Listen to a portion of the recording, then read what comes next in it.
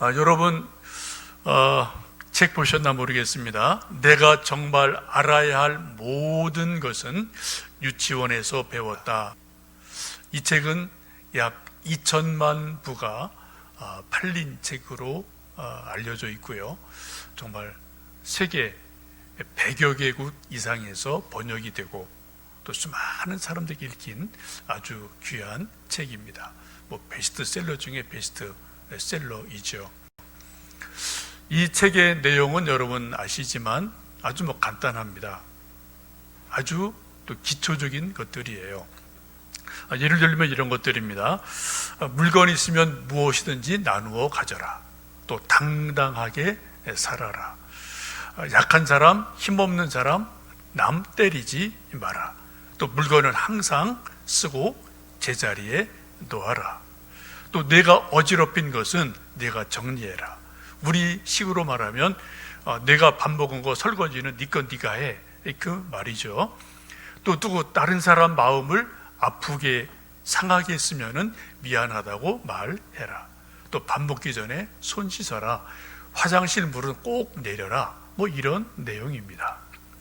여러분, 이런 내용들은 대학에서 배우는 게 절대로 아닙니다. 아시다시피 이런 내용 어디서 배웁니까? 우리 아들, 딸, 손주, 손녀들이 유치원 가면 6살, 7살 때 다 배우는 아주 기본적인 내용이 이런 내용이라는 거죠. 그런데 우리가 살다 보면 사실 이러한 일들이 어른이 되어서 애들은 잘해요. 근데 어른이 되면 이게 잘 안 된다는 거예요. 공부를 많이 한 사람일수록 이런 거가 잘 안 되는 경향이 있음을 우리 지금 세상 도처에서 보고 있지를 않습니까? 그래서 그렇게 말합니다. 인생이 행복하게 사는 것, 건강하게 사는 지혜는 대학원 상아탑 꼭대기 있는 게 아니다. 유치원 모래성에 있다. 유치원에서 우리가 알아야 될 모든 것들은 사실 다 배웠다라고 말을 합니다. 정말 공감이 가는 말입니다. 코로나가 또 요 며칠 사이에 급증을 해서 참 여러 가지 위기를 느끼고 있습니다.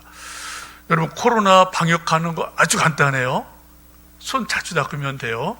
마스크 쓰면은 99.9% 안 걸린다고 그러죠. 또 사람 많이 모인 밀집한 곳에 안 가면은 안전해요. 근데 이게 잘 안 되니까 급증하고 여기저기서 코로나가 튀어나오고 있음을 보게 됩니다. 속히 좀 코로나가 잠잠해서 우리가 좀 성탄절이 되면은 우리 또 모든 성도들이 모여서 예배를 드리면 참 좋겠습니다. 오늘 함께 읽으신 빌립보 4장 8절 9절 말씀을 보시면 이 말씀은 사도 바울이 끝으로라고 8절에 말씀을 하고 있습니다. 여러분, 끝으로라는 말씀은 3장에서 한 번 사도 바울이 하신 적이 있어요. 지금 두 번째 끝으로라고 말씀을 하면서 진짜 이제 빌립보서에 쓰는 편지를 마무리한다. 그러한 의미를 가지고 있습니다. 우리가 한 가지 궁금한 것은 사도 바울이 편지를 정말 마치려면은 4장의 끝으로 한 번 하시고 편지를 마무리하면 될 터인데 왜 3장에도 하시고 4장에도 두 번이나 하실까 궁금할 수 있습니다. 어떤 성서학자들은 그렇게 해석을 합니다. 사실 사도 바울이 빌립보 3장에서 끝으로라고 편지를 마무리하려고 편지를 썼다. 그런데 편지를 마무리하려고 하다 보니까 마음이 뜨거워지고 또 막 새로운 지혜가 생겨서 하고 싶은 말들이 더 많아졌다는 거예요. 그게 4장의 내용이라는 거죠. 그래서 4장까지 이어져서 끝으로 두 번 말씀하셨다라고 재미있게 해석을 합니다. 저도 공감을 하는 바가 있고요. 만약에 사도 바울께서 3장에서 끝으로라고 3장으로 빌립보서를 마무리했다면 이 4장에 있는 귀한 말씀을 우리가 읽을 수 없었을 겁니다. 참 사도 바울께서 잘하셨어요. 끝으로 두 번 하신 것은 정말 잘하신 것이고, 그래서 우리가 4장까지 하나님 말씀을 읽을 수 있고 또 알 수가 있게 되었습니다. 사도 바울의 서신서를 보시면 공통적인 특징이 있습니다. 이 서신서 편지의 앞부분은 되게 신학적인 내용, 신앙적인 내용을 쭉 논리적으로 설명하는 것이 앞부분에 있고, 되게 뒷부분 끝으로 아니면 마지막 장에 보시면은 앞에서 쭉 말씀하신 것을, 이론적인 것을 가지고 이제는 이렇게 살아라, 이렇게 실천해라, 이렇게 적용해라 라는 실천, 적용하는 것을 꼭 말씀을 하고 있음을 여러분 이 서신서마다 보실 수가 있습니다. 여러분, 적용은 참 중요한 거죠. 여러분, 큐티를 많이 하실 터인데 큐티의 꽃을 뭐라고 그러죠? 큐티의 꽃은 적용이다 라고 흔히들 이야기합니다. 큐티를 아무리 많이 하고 아무리 잘해도 적용을 안 하면 큐티 한 거나 안 한 거나 뭐 별 다른 게 없어요. 적용을 해서 뭔가 꽃을 피우고 열매를 맺을 때 큐티한 의미가 있지 않겠습니까? 사도 바울도 서신서를 쭉 쓰면서 이런저런 권면과 신학적인 이야기를 말씀하시고 나서 뒷부분 꼭 하시는 말씀은 이렇게 실천해라, 이렇게 행해라, 이렇게 적용해라 라고 말씀을 합니다. 오늘 말씀도 보시면 9절에 내게 듣고 배우고 본 바를 행해라 라고, 행해라 라고 이제 말씀을 하고 있습니다. 여러분, 지금 사도 바울이 빌립보 교인들에게 꼭 실천하기를 바라는 마음으로, 그런 마음으로 지금 8절, 9절 말씀을 쓰고 있다 생각하시면서 우리 다시 한번 8절 말씀을 읽어 보시겠습니다. 끝으로 형제들아, 무엇에든지 참되며 무엇에든지 경건하며 무엇에든지 옳으며 무엇에든지 정결하며 무엇에든지 사랑받을 만하며 무엇에든지 칭찬받을 만하며 무슨 덕이 있든지 무슨 기림이 있든지 이것들을 생각하라. 여기 끝으로 라고 말씀하시면서 무엇에든지 이것을 6번이나 반복해서 말씀하고 있습니다. 무엇에든지라는 것은 어떤 경우에도, 어떤 일이 있어도, 그 사람이 좋은 사람이든 나쁜 사람이든, 그 사람이 마음에 들든 들지 않든, 환경이 좋든 환경이 좋지 않든, 또 날씨가 굿든 날씨가 좋든, 내 몸이 건강하든 건강하지 않든, 어떤 경우에도 언제라도 그런 의미가 바로 무슨 일이든지 라는, 무엇이든지 라는 의미로 보시면 좋겠습니다. 여러분, 이것을 한마디로 말씀드리면 우리 빌립보 교회에 말씀하는 사도 바울의 말씀, 또 기독교인의 생활 윤리는 상대적인 것이 아니라 절대적인 것이어야 한다라는 말씀입니다. 이럴 땐 이렇고 저럴 땐 저렇고 뭐 그때 달라요라는 세상의 그러한 상황 윤리가 아니고, 또 상대적인 윤리가 아니고, 우리 기독교인들은 절대적인 삶의 가치, 절대적인 생활 윤리가 있어야 된다라고 말씀을 하는 것이죠. 우리 기독교인들이 가지고 있는 절대 윤리의 기준은 예수님의 십자가입니다. 여러분, 예수님의 십자가는 뭐가 있나요? 하나님의 절대적인 사랑이 예수님의 십자가 속에 있어요. 어떠한 죄인도, 아무리 큰 죄도, 누구든지 예수님 앞에 나오면, 십자가 붙들면, 십자가 앞에 나오면 모든 사람은 다 구원하시는 절대적인 하나님의 사랑, 절대적인 하나님의 은혜가 십자가 앞에 있습니다.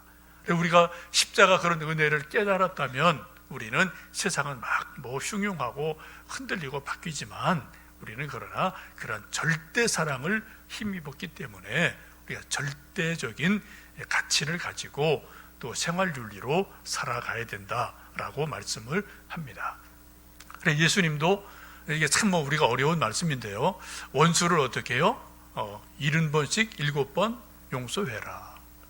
무한 용서하라는 거죠. 또 로마서 12장 보시면은 원수가 줄이거든 먹이고 또 그가 목마르거든 마시어줘라 라고 말씀을 하고 있지 않습니까?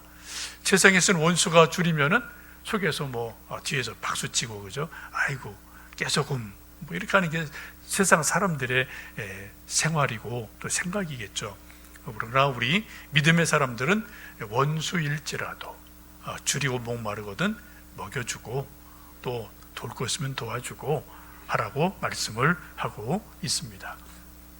그런 의미로 다시 한번 이 8절의 말씀을 보시면 끝으로 형제들아 무엇에든지 참되며 무엇에든지 경건하며 무엇에든지 옳으며 무엇에든지 정결하며 무엇에든지 사랑받을 만하며 무엇에든지 칭찬받을 만하며 무슨 덕이 있든지 무슨 기림이 있든지 이것들을 생각해라 라고 말씀하고 있습니다.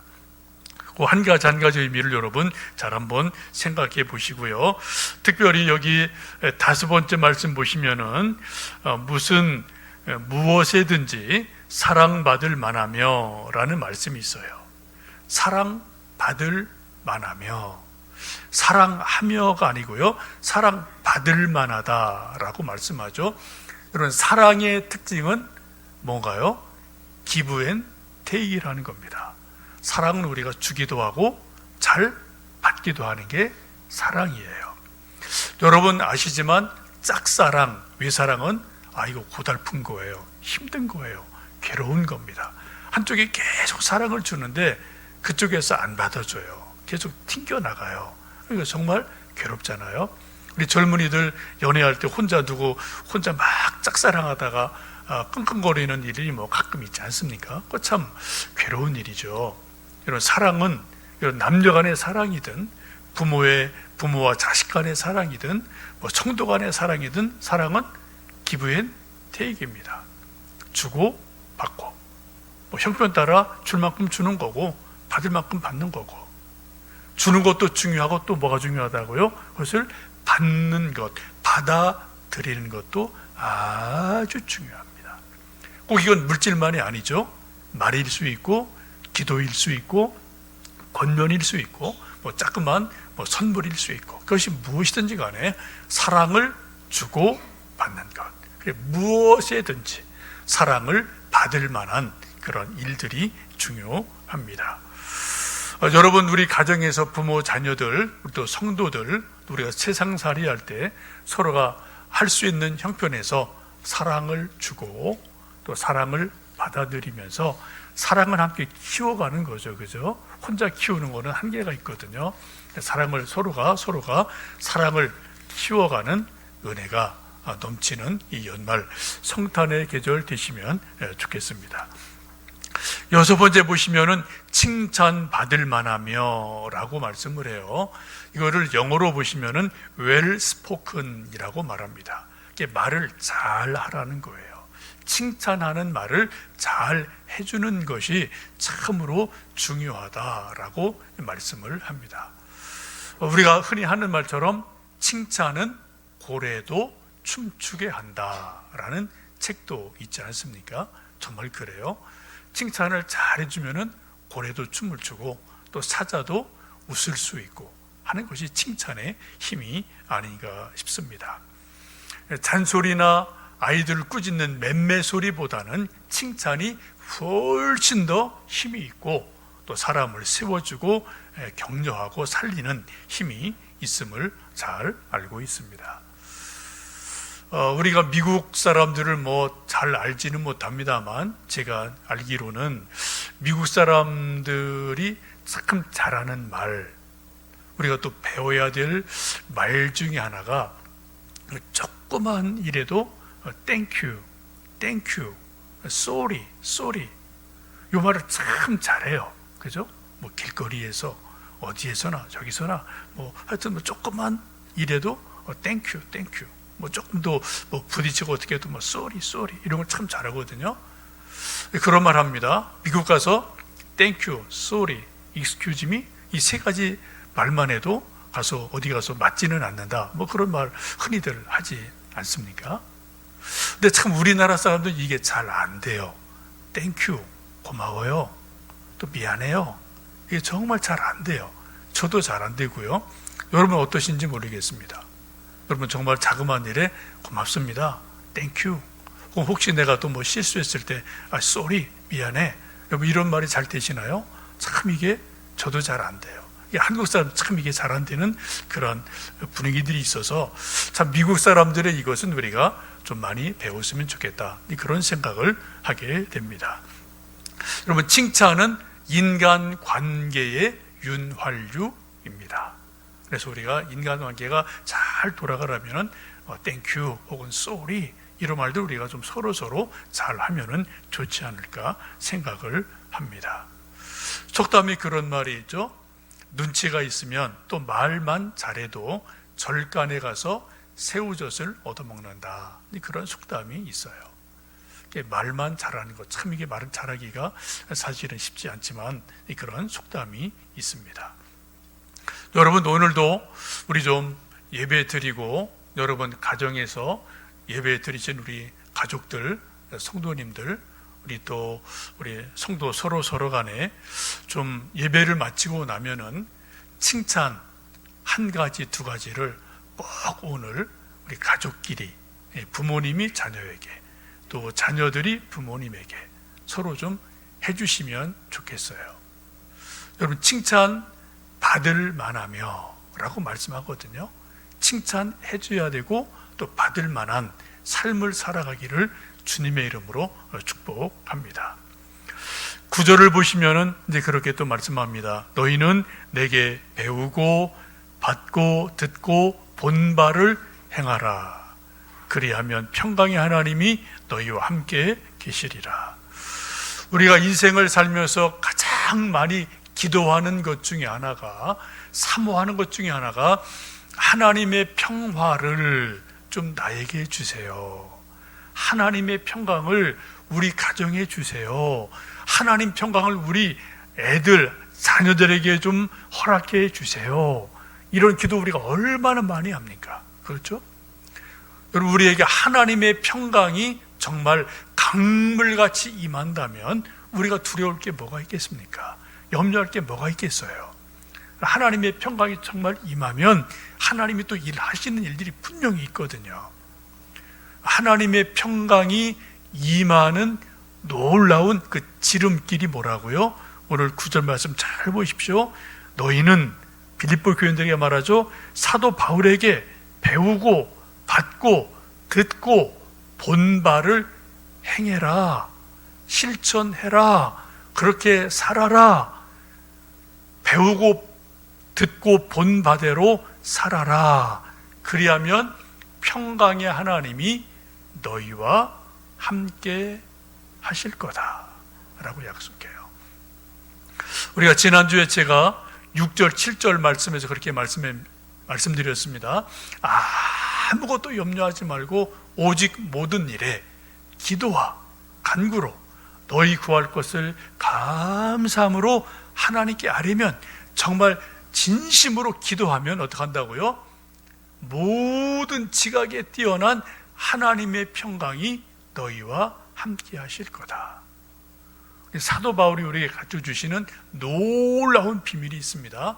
하나님의 평강을 맛보는 두 개의 방법이 있어요. 길이 있어요. 첫 번째는 염려하는 것 대신에 진심으로 하나님께 기도하면 하나님의 평강이 임하신다. 기도해라. 또 두 번째는 오늘 뭐라고 말씀하셔요?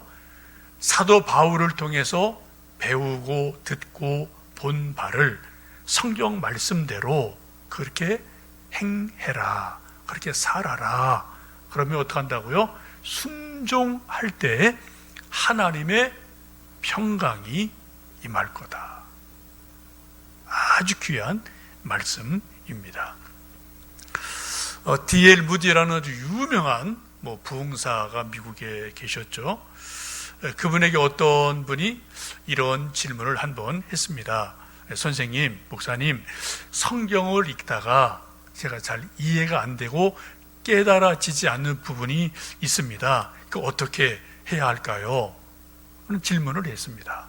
보통 목사나 사람들 같으면 그거 또 신학교 교수님한테 물어보든지 목사님한테 물어보세요. 또 좋은 이런 책이 있으니까 가서 이런 책을 사서 좀 참고하세요.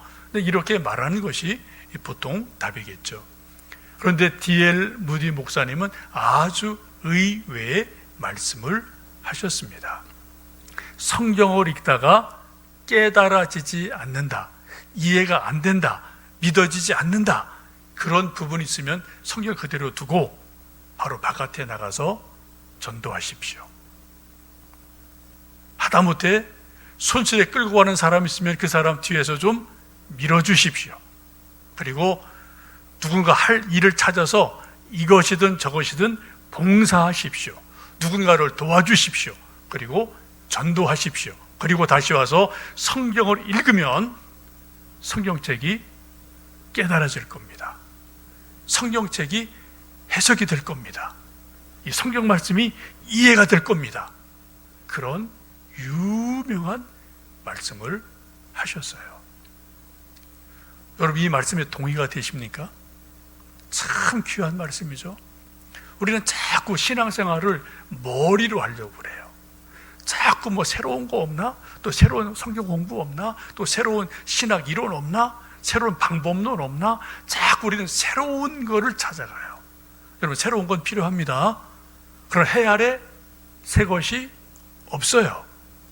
옷만 조금 바꿔 입은 것 뿐이에요. 포장지만 조금 바꾼 거에 불과합니다. 그래서 정말 하나님의 평강을 맛보려면 자꾸 새로운 무엇을 배우는 게 아니라 뭐라고요? 이미 우리가 알고 있는 것을 믿음으로 행하면, 실천하면 그때 하나님의 평강이 임한다라고 말씀을 합니다. 여러분, 사실 저나 여러분이나 우리가 하나님을 어떻게 잘 믿어야 할지, 어떻게 하면 우리 신앙생활을 건강하게 잘 해야 될지 우리는 이미 다 알고 있습니다. 교회 한 1년만 다니면요, 그거 다 배우고 알아요. 우리 학생들은 교회 학교 분만 공부할 때 전자님 통해서 그거 다 이미 들었어요. 세례 공부할 때 다 공부한 거예요. 또 서리 집사 교육할 때 다 공부한 겁니다. 또 선교단체 1년만 가면은 이런 것 저런 거 다 기초적인 거 다 배우거든요. 여러분, 저나 여러분이나 최소 교회 1년만 나오면은 우리 하나님을 어떻게 잘 믿어야 되는지, 어떻게 해야지 참으로 건강한 신앙생활인지 우리는 이미 다 알고 있어요. 근데 문제는 그게 잘 되지 않는다는 게 우리의 고민이고 저의 고민이고 우리 모두의 고민 아니겠습니까? 여러분, 기독교는 생각하는 종교가 아니라 행동하는 종교고요, 순종하는 종교입니다. 그래서 행함이 없는 믿음은 죽은 것이다 라고 야고보서는 말씀을 하고 있죠. 여러분, 자꾸 해 아래 새 것이 뭐 있나 찾지 마시고요, 이미 우리가 알고 있는 바를 믿음으로 순종하면 하나님의 평강이 함께 하실 줄로 믿습니다.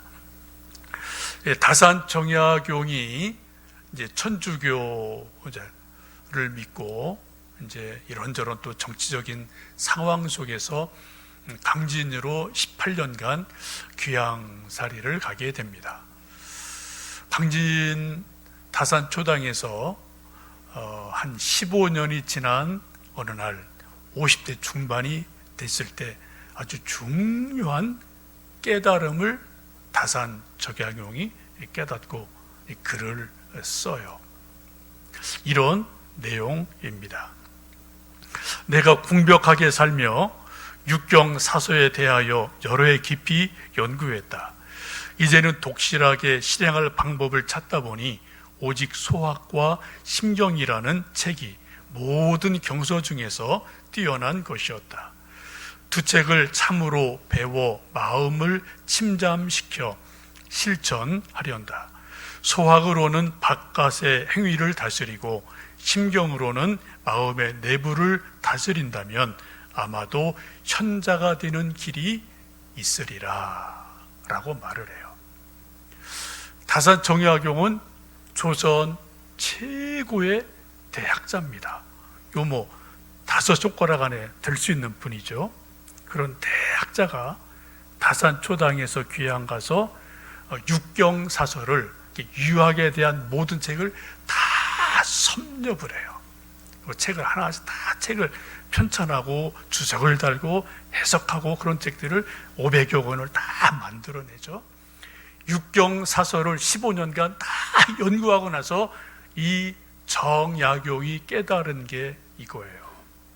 내가 유학에 대한 이 책, 저 책 다 공부해 봤는데 마지막 내가 노년에 정말 공부할 책은 딱 두 권이다. 하나는 심경미름이라는 책이 있는데요. 마음을 다스리는 이것이 마지막 내 인생의 공부다. 또 하나는 소학. 소학은 여러분 아시는 것처럼 조선시대 8살 전후되면은 서당 가서 배우는 책이 소학이죠. 대학이 아닙니다. 요즘 말로 말하면 유치원 가서 배우는 책이 소학이에요. 이 소학이 내가 마지막 실천해야 될 책임을 안다. 그래, 소학을 열심히 읽고 연구해서 내가 소학처럼 그렇게 살아가련다. 또 마음을 잘 다스려서 마음 공부를 하련다. 이게 다산 정약용이 50대 중반에 유교의 모든 경전을 다 섭렵하고 마지막 하는 고백이에요. 또 그렇게 사실 그게 또 살아가는 것을 여러 기록에서 볼 수가 있습니다. 여러분 참 놀랍지 않습니까? 조선의 최고의 대학자가, 최고의 실학자가 하는 말이 내가 마지막 공부할 거는 소학이다. 대학이 아니라는 거예요. 중용, 맨자, 노노 이런 게 아니라는 겁니다. 내가 마지막 공부할 거는 소학에 다 있다. 여러분 아까 제가 처음 설교할 때 그런 말씀 드렸습니다. 내가 알아야 될 모든 것들은 어디에서요? 유치원에서 배웠다. 같은 의미 아니겠습니까? 여러분 사도 바울이 우리에게 말씀하기를 9절에 말씀하기를 너희는 내게 배우고 받고 듣고 본 바를 행해라. 그리하면 평강의 하나님이 너희와 함께 하실 거다. 여러분 새로운 책 나오면 읽으시고요. 또 새로운 신학 이론도 공부하십시오. 더 중요한 것은 이미 우리가 알고 있는 것, 이미 배운 것, 그것을 믿음으로 행하면, 순종하면 바로 그때 하나님의 평강이 우리 모두에게 임할 줄로 믿습니다. 오늘도 여러분 우리 가족끼리 서로 사랑의 말 한마디 나누어 주시고요. 또 칭찬의 말 한마디 나누어 주셔서 서로 하나님의 평강을 누리는 귀한 은혜가 우리 가정에 우리 성도들에게 임할 수 있기를 주님의 이름으로 축복합니다.